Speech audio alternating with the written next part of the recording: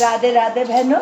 देखिए जब लड़के का ससुराल में कुर्ता होता है तो कितना हंगामा होता है, अखबार में भी छपता है और रिपोर्ट भी दर्ज कराई जाती है किस तरीके के काम होते हैं ये देखिए। और प्लीज इसे लाइक फिर भी सब्सक्राइब कुर्ता मिलता नहीं है, वो भी फट जाता है, वो भी फट जाता है जीना जोपड़ी में।